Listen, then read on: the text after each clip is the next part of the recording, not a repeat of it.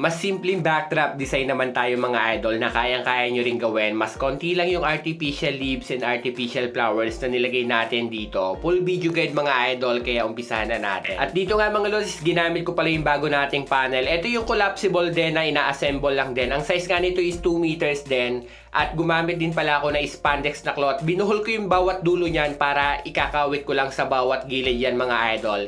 And after natin masabit, dito naman sa pinakababa is ibubuhol lang natin kaliwa at kanan mga lods. Ganun lang talaga ako naglalak ng spandex na cloth natin. At yung mga sobrang tela sa taas, gilid at pinakababa din, lalagyan nyo lang siya ng pin. Kung wala naman kayong pin, pwede rin yung perdible mga idol. Para mas batak at mas lapat yung pinaka-cloth natin. At ganito naman na itsura niyan mga idol kapag nailapat na natin, mas flat na siya, mas maganda kung mas dikit talaga mga idol para mas maganda talaga yung pinaka backdrop design natin. And after natin mabuo yung ating pinaka spandex na cloth, dito is gumamit naman tayo ng foam. Dito is tutusukin nyo muna yung cloth tapos itatagos nyo sa mismong foam. May tutorial na ako dito kung paano natin kinakabit. Ganun lang, mas marami yung pin, mas matibay.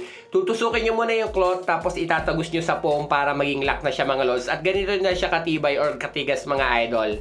And after nyan, dito is naglagay ako ng palm leaves na artificial lang din to. Sa lahat po ng mga nagtatanong tungkol sa mga spandex cloth, panel or kahit naman mga artificial leaves, available po sila sa TikTok shop natin. Biz Abi nyo rin po yung pangalan. Ilalagay ko na lang po sa comment section yung link kung gusto nyo rin pong bumili ng mga artificial flowers and artificial leaves mga idol. Ngayong pasok ng July yan, sobrang tagal din natin hindi nakakapaggawa ng backdrop design. Araw-araw na rin tayo mag-upload ng mga DIY backdrop design natin mga lods yan.